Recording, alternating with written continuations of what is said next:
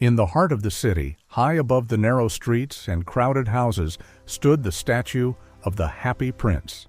He was covered in thin leaves of gold, with bright sapphire eyes and a large red ruby fixed in the hilt of his sword.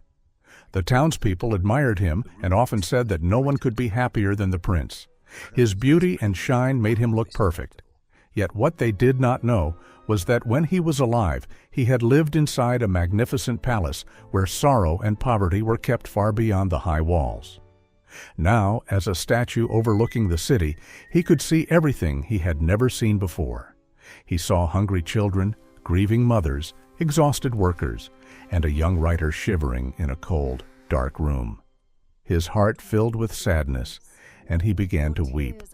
One night, a small swallow stopped at his feet to rest before continuing his journey to warmer lands. Surprised by the prince's tears, the bird asked why he was crying despite being covered in gold.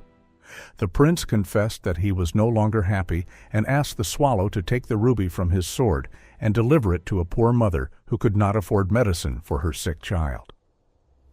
Though hesitant at first, the swallow was moved by the prince's sorrow and agreed to help.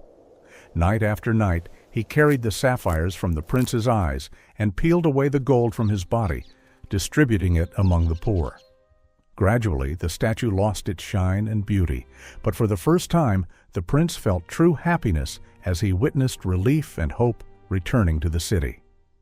The swallow, however, delayed his migration and stayed by the prince's side as winter grew colder. When the freezing season finally arrived, the swallow could no longer survive and fell lifeless at the prince's feet. At that very moment, the prince's leaden heart cracked in two.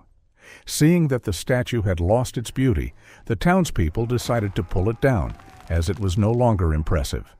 They tried to melt it in a furnace, but the broken heart would not melt. It is said that heaven chose the two most precious things in the city, the prince's broken heart and the little swallow, for true value lies not in gold or appearance, but in compassion and sacrifice.